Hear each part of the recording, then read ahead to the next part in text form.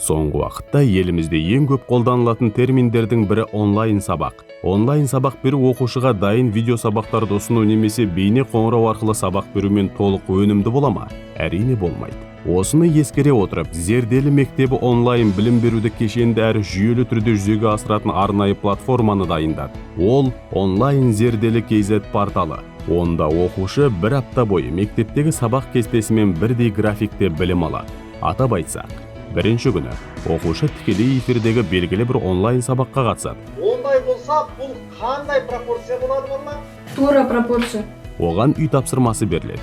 Екінші күні оқушының тобына жауапты етіп тағайындалған тағы бір мұғалім кері байланысқа шығып үй тапсырмасын тексереді. Мына 5-ші септегі қателіктер негізі Қателермен жұмыс жасап, оқушыларға қиын болған сұрақтарды түсіндіреді. Үшінші күні оқушы онлайн Зерделі KZ порталына кіріп тегін тест тапсырады. Тестті аяқтағанда портал нәтижені автоматты түрде есептеп береді. Оқушы өзінің қате жіберген сұрақтары мен түсінбеген тақырыптары болса, порталдың курстар деп аталатын бөліміне кіріп, өзіне қажет тақырыптар бойынша видео сабақтарды қарап, білімін толықтырып отырады.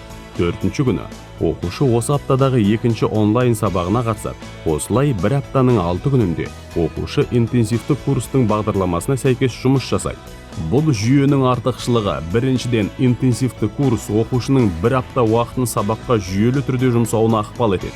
Екіншіден, тек сабақ берумен шектелмей, оқу процесін, үй жұмысы, қателермен жұмыс, бақылау тесттері болатын бастан аяқ бір циклды толық қамтиды. Үшіншіден, оқушы мен мұғалім арасындағы байланыс офлайн сабақтың деңгейіне барынша жақын. Төртіншіден, оқушының оқуын, сабақтың өнімділігін ата-ана, мұғалім және мектеп болып үш жақтан қадағалап отыруға мүмкіндік өте жоғары. Зерделі қашанда оқушылардың білім үшін барлық жағдайды жасауға дайын. Ал сіз Зерделімен бірге жетістікке жетуге дайынсыз ба?